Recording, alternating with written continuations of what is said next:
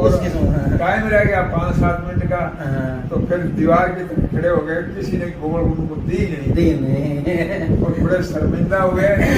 और इतनी बड़ी टीम जो राजस्थान के मायने रखती है।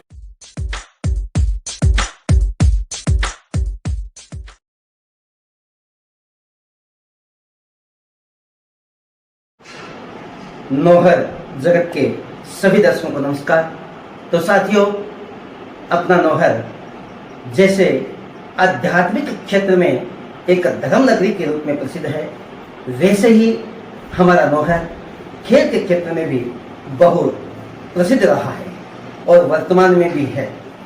हमारे नौहर की फुटबॉल की टीम अपने आप में एक मानी हुई टीम रही है और उसने राजस्थान में ही नहीं पूरे भारत में अपने नाम कमाया है अपने शहर का। तो साथियों, इसके पीछे इस टीम को तैयार करने वाले, इस टीम को सींचने वाले जो खिलाड़ी हैं, उनका बहुत योगदान है। हम बड़े सौभाग्यशाली हैं कि उस समय इस फुटबॉल को जीने वाले, उस समय इस फुटबॉल की टीम को सींचने वाले जो खिलाड़ी हैं, आज भी हमारे बीच में मौजूद हैं। उनमें से अगर मैं कहूं कि श्री चंपालाल जी आचार्य किसी परिचय के मोहताज नहीं है। तो साथियों, मुझे एक वाकया याद है कि जब वो मैदान में फुटबॉल के पीछे दौड़ते थे, तो लोगों के मन में यह जिज्ञासा रहती थी कि चंपालाल जी किधर जाते हैं और फुटबॉल किधर जाते हैं। तो इस तरह की जिज्ञासा और लोगों के बीच में चकाचौंध उनके आंखों को करके फुटबॉल को निकालना, तो ऐसे खिलाड़ियों ने फुटबॉल को खेला नहीं बल्कि फुटबॉल को जिया है। आज भी उनके परिवार में उनके सुपुत्र श्री सुशील जी आचार्य, जो कि रेलवे में सर्विस करते हैं और एक स्तरीय खिलाड़ी रहे हैं, और उनके पौत्र भी इस खेल के क्षेत्र में है, लेकिन उन्होंने अपना खेल का क्षेत्र क्रिकेट चुना है। तो साथियों, आज हम उस समय के जो खिलाड़ी रहे हैं श्री चंपालाल जी आचार्य, उनसे मिलते हैं और कुछ फुटबॉल की यादों को हम वापस सजीव करते हैं। तो चलते हैं श्री चंपालाल जी आचार्य के पास में। प्रणाम अंकल जी। हाँ, बैठे बैठे। आज सबसे पहले तो आपका हमारे नौहर जगत चैनल में हार्दिक अभिनंदन है, स्वागत है। धन्यवाद। और हमारे दर्शकों में एक जिज्ञासा थी कि हम उन जो फुटबॉल के जो देवता हैं, जो फुटबॉल को सींचने वाले हैं नौहर में, उनसे मिलकर के आए। तो हम इस विषय को लेकर के आपके पास में पहुंचे हैं। तो हमें आपके आशीर्वाद की अति आवश्यकता है। आपने ठीक कहा कि वर्तमान में अगर फुटबॉल की खोज करनी है तो वृद्ध लोगों से मिलना पड़ेगा। बिल्कुल बिल्कुल नहीं, वृद्ध लोग नहीं, आपके पास में आकर के तो हमें यूं लगता है कि वापस वो फुटबॉल के जो युवा है, जो युवक रहे हैं, वो आज भी हमारे सामने जैसे बॉल के ऊपर किक लगाने के लिए तैयार हैं। तो आपका बड़पन है। अब मैं आपको फुटबॉल के बारे में जी संक्षिप्त में बता दूं और पूरी रूप से बता दूं। हाँ, बिल्कुल बिल्कुल। बस हमारी यही जिज्ञासा, हमारे दर्शकों की जिज्ञासा है कि फुटबॉल, अपने नौहर के फुटबॉल का जो संक्षिप्त इतिहास है और यह जो टीम का कैसे गठन हुआ, वो पुराने जो खिलाड़ी कौन कौन रहे हैं, उसके बारे में थोड़ा सा संक्षिप्त सा परिचय मैं आपसे चाहूंगा। बिल्कुल जी। मैं चंपालाल आचार्य के हैसियत से नया होकर के जी मैं एक जानकारी आपको दे दूं। बिल्कुल। कि इस नगरी के अंदर सर्वप्रथम 40, 45, 46, 48, 49 का फुटबॉल है ये। उससे पहले का मेरे को ध्यान नहीं है। अच्छा, यानी कि 40-50 साल, ये भी एक बहुत 4 दशक 5 दशक भी कम नहीं होते हैं। सही है। और ये 50 के दशक में इसका विधिवत वो गठन किया गया। गठन किया, फुटबॉल टीम का गठन हुआ था। फुटबॉल टीम का गठन हुआ, क्लब का भी गठन हुआ। अच्छा, क्लब के नाम से था। क्लब से विजय स्पोर्टिंग क्लब बनाया गया। अच्छा, विजय स्पोर्टिंग क्लब बनाया गया। जी जी। और उसके साथ साथ में रामलीला का भी उसी रात्रि को उसी दिन गठन किया गया। अच्छा, यानी कि रामलीला का इतिहास और फुटबॉल का इतिहास एक साथ, दोनों एक साथ में। हाँ, प्रारंभ में दोनों बिल्कुल बिल्कुल बिल्कुल सही है।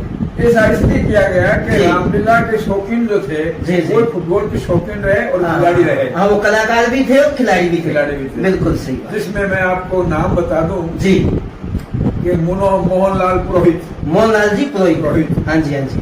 और आपके लखोटिया परिवार में थे। नहीं, वो धर्माई थे। अच्छा। और एक हमारे लखोटिया परिवार में है जो आजकल जयपुर चले गए हैं। जी जी जी। और वो है 80 साल से 90 साल के बीच में है, खिलाड़ी हैं। वो फुटबॉल खेले हैं। जी जी। दुर्भाग्यवश मैं भी उनके नाम नहीं बता पा रहा हूँ। नहीं, वो विस्मृत हो जाते हैं ना, बहुत पुरानी बात हो रहा है। बिल्कुल सही बात। रोजाना मिलते हैं, जुड़ते हैं, स्वाभाविक बात है, ये कोई दिक्कत नहीं है। और महावीर सिंह जी राठौर। अच्छा अच्छा। उस काल के बता रहा हूँ मैं, प्रारंभ काल का। प्रारंभ काल में हरिराम जी मिश्रा। अच्छा अच्छा। रायचंद जी बरड़िया। अच्छा अच्छा अच्छा अच्छा। और खिलाड़ी परिवार में 2-3 खिलाड़ी उस जमाने के थे, खिलाड़ी परिवार में। जी जी। और इस तरीके से ये पहले तो विधिवत रूप से नहीं होकर के इनका खेलना खालना चालू रहा जी। और जब विधिवत हो गया तो एक क्लब का नाम भी रख लिया। उस क्लब का नाम था विजय स्पोर्टिंग क्लब नौहर। विजय स्पोर्टिंग क्लब, विजय स्पोर्टिंग क्लब नाम में कैसे रखा गया है, इसके पीछे क्या राज है? विजय स्पोर्टिंग क्लब के ऊपर सुझाव इसलिए रामलीला वालों ने किया जी।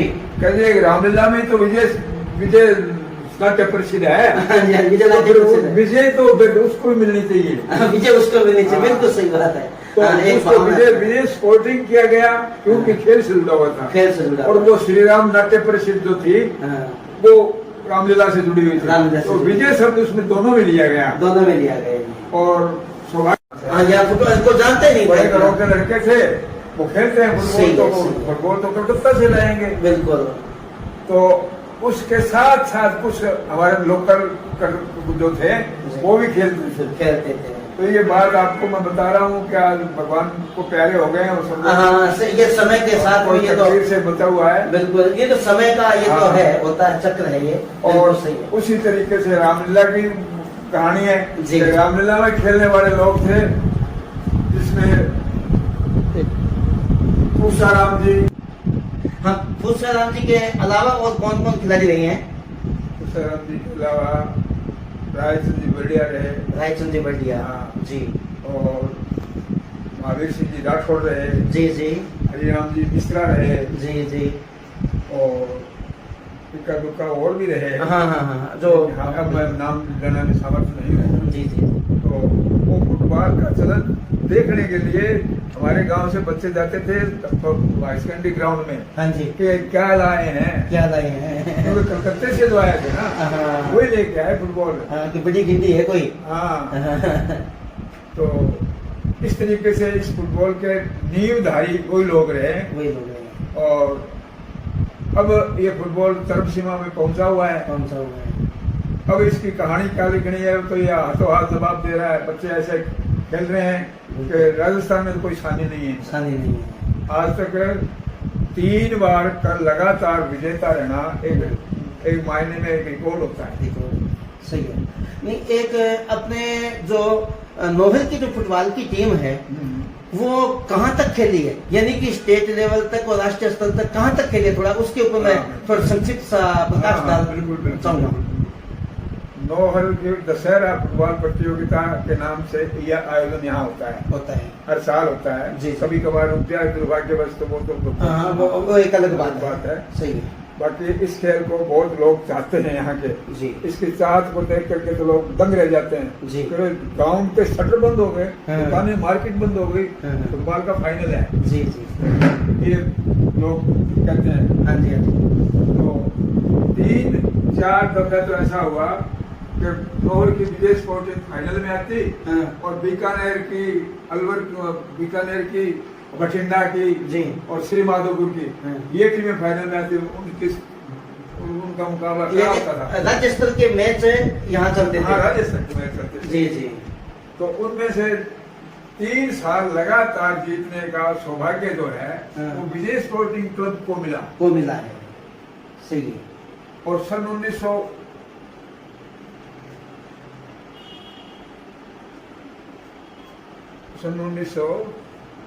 देखो कोई उस समय की घटना याद हो कोई? है 50 साल पहले की बात। अच्छा, 50 साल पहले का, ये लगभग अपने 80 के करीब, 80 के दशक की बात है। 80 के दशक की बात है। 80 के दशक की बात है लगभग। हाँ। हाँ। उसमें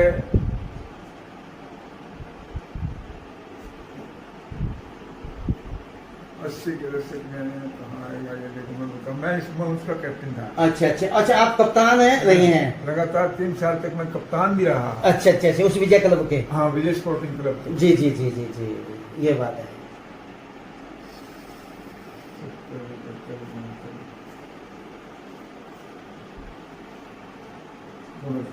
हाँ, ये लगभग 78 से लेकर के 80 के बीच की बात है, हो सकती है ना? ये कंटिन्यूस है, कंटिन्यूस है। ये जीत कंटिन्यूस है। 78 79 80 के आसपास है, और यहाँ से है ना? बिल्कुल बिल्कुल बिल्कुल सही है। 78 79 80 के हाँ। आसपास की बात है। अब उस समय में 50 साल तक हुए हैं। 50, अब देखो 2023 है जैसे अपने ये हाँ। 2023 है, इसके पीछे 50 साल पहले जाए तो लगभग यही अपने आता है समय। हाँ।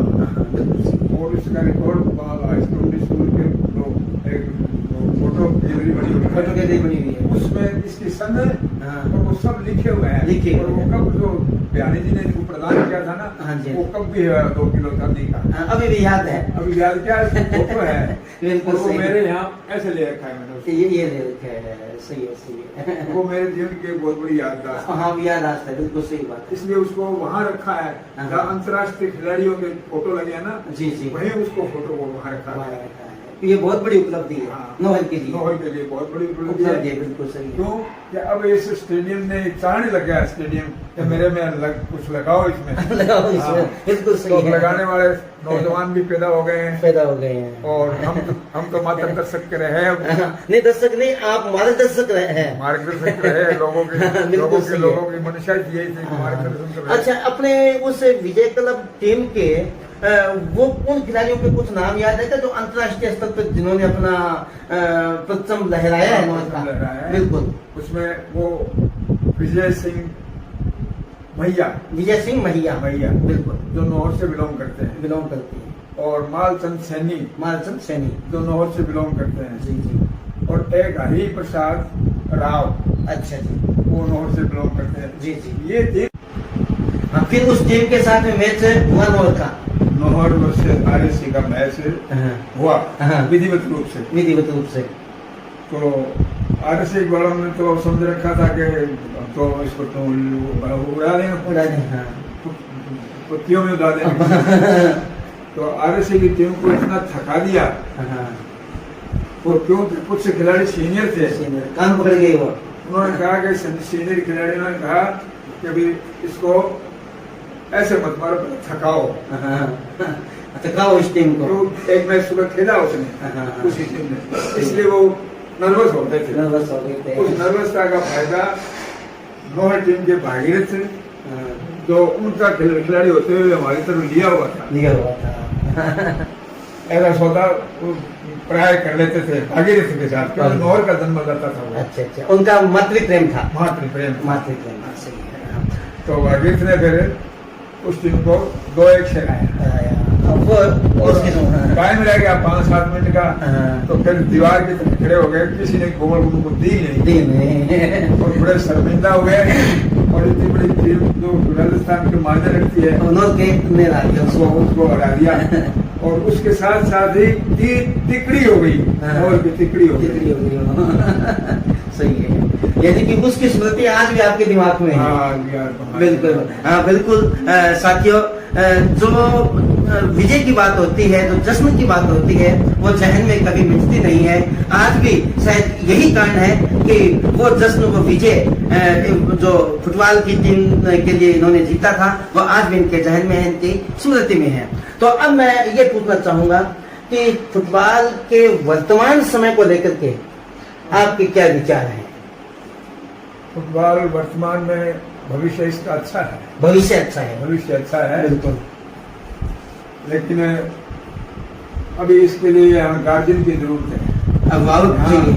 यहाँ क्या न तो कोच है जी, और ना ही यहाँ कोई मैनेजमेंट सरकार की तरफ से है लगा हुआ है। हालांकि प्रगति स्टेडियम पूर्ण कर रहा है, बिल्कुल। और लोकल स्थानीय जो बच्चे हैं जी, वो प्रैक्टिस करवाते भी हैं, लेकिन वो दक्ष नहीं होते, अच्छा, वो तो उनके साथ खेलने वाले ही हैं। खेलने वाले। और यहाँ एक वो अराउंड द टाइम वो एक शिविर चलता है अच्छा। नौर में, जी जी, नौर में शिविर चलता है, शिविर चलता है, तो उसके लड़कों को भी ट्रेनिंग पूरी तरह से मिलती नहीं है। मिलती नहीं है। मैंने तो जब भी यहाँ कोई आया है तो पदाधिकारी मिनिस्ट्री भैया थी, जी। तो मैंने यही कहा है इनके रेट बढ़ाओ, इनको सुविधा दो। सही। तो अभी अभी जब खेल के आई है टीमें 2-3 साल लगातार से, तो नौहर की स्कूल की टीम ने भी राजस्थान को विन किया है 3 दफे। बिल्कुल सही। नौहर की छात्रों की टीम ने भी विन किया है 3 साल लगातार, जबकि उससे पहले मेरे कप्तानी में भी 3 साल लगातार टीम रही, वो अपने आप में जगह थी। आज के जो युवा खिलाड़ी हैं, हम देखते हैं कि आज का जो युवा है वो कुछ नशे की तरफ बढ़ रहा है, तो इसके प्रति आपके क्या विचार और क्या संदेश है उन युवाओं को? ठीक कहा आपने कि युवा खिलाड़ी अभी तक नौर के क्षेत्र में इससे लगाव में नहीं आए हैं। जी। मेरा अनुभव तो यही है। बिल्कुल बिल्कुल सही है। अगर आए हुए थे तो कहीं न कहीं तक पकड़ में आ जाते, पकड़ में आ जाते। और ऐसी नगरी है जानकारी बहुत है लोगों की, माता पिताओं की। बिल्कुल सही है, बिल्कुल। हाँ, यहाँ फैला जरूर है नशे का धंधा, जो बारी आउटलाइन में है, लेकिन खिलाड़ी अभी तक दूर है। खिलाड़ी दूर है, खिलाड़ी बिल्कुल। आज तक भी कोई संभावना नहीं है ऐसी, नहीं है। और बाकी तो ईश्वर की। और इस फुटबॉल के भविष्य को देखते हुए आज का जो युवा खिलाड़ी है, फुटबॉल खिलाड़ी है युवा, उसको आपका क्या संदेश है और उसके भविष्य के लिए आपका क्या संदेश है और युवाओं के लिए? युवाओं के लिए आपने ठीक पूछा ये, क्योंकि युवा के जीवन का सवाल है। जीवन का सवाल है। युवाओं के लिए तो यही है कि ईमानदारी से खेल करके और अर्जित करो शिक्षा। तो जो खेला है ना जी, वो पाया है, है। नहीं खेला है वो नहीं पाया। तो जितने भी खिलाड़ी यहाँ नौकरी पेशा में हैं, तो वहाँ देखने को मिलते हैं कि नौर में छोटा सा बुकर का गांव है हमारे पास में, जी जी, उसके 30-40 पीटीआई लगे हुए हैं। पीटीआई लगी है। वो नौर में शिक्षा ग्रहण की उन्होंने, वो फुटबॉल की बदौलती है। हाँ, नौर का फुटबॉल ही खेल करके वो खेले हैं। लेकिन आज उसके माँ बाप सब कुछ चले गए, हमें 50 लड़के नौकरी लग गए। ठीक है। इसी इसी तरीके से नौर के बच्चों को भी पढ़ाई और नौकरी दोनों को नजर में रखना पड़ेगा। अब जमाना वो नहीं रहा कि घर से बुला के ले जाएगा, कंपटीशन आ गया है। सही है। और एक मैं अंतिम जो प्रश्न है आपसे करना चाहूंगा कि जो आप खिलाड़ियों को तलाशने वाले उस समय के कोई द्रोणाचार्य कौन थे उस समय के? द्रोणाचार्य के नाम पर यहाँ यूसुफ अली जी पीटीआई का नाम लिया जाता है। जी, क्योंकि बादरा से उनका ट्रांसफर इसलिए करवा के लाए थे कि नौर की टीम बढ़िया थी, बादरा का पीटीआई बढ़िया था। तो बादरा से नौर उनका ट्रांसफर करवा के तो बच्चों को प्रशिक्षण देने के लिए उनको रखा गया था। और उन्होंने एक पारिवारिक रूप से नाते मानते हुए और खूब मेहनत की, उसमें नौकरी तो गुरु के आगे से कुछ भी हो सकता है, लेकिन उनके प्रगति करना है उन्होंने, जिसमें नौकरी कर रहे थे। सही है। दोस्त का लोग, आप राजकीय सेवा में? मैं राजकीय सेवा में था और खेलता था, इसलिए आपका विभाग कौन सा रहा है? PhD department. बिल्कुल। पीएचडी डिपार्टमेंट में भगवान की दया से कि मेरे खेलने के लिए पूरी साथ था उनका। और उसके बाद में खेल धीरे धीरे अपना रफ्तार पकड़ते ही गया। हम निवृत्त हो गए हैं, लेकिन खेल छूटा नहीं। आज भी नौर में फुटबॉल के नाम से हलचल रहती है। तो साथियों, जैसा कि हमारे नौहर के वरिष्ठ खिलाड़ी श्री चंपालाल जी ने बताया कि हमें खेल को और अध्ययन को दोनों समानांतर लेकर के चलना होगा और अपने भविष्य को ध्यान में रखते हुए और नशे से दूर रहते हुए इस फुटबॉल के खेल को उच्च कोटि तक अभी भी पहुंचाना है हमें। और आज के खिलाड़ियों को देख करके इनका मन बड़ा प्रफुल्लित होता है। पीछे जो मैच अपने नोहर में जो जीते हैं उन मैचों का भी आपने जिक्र किया है और आपका हृदय बड़ा प्रसन्न है।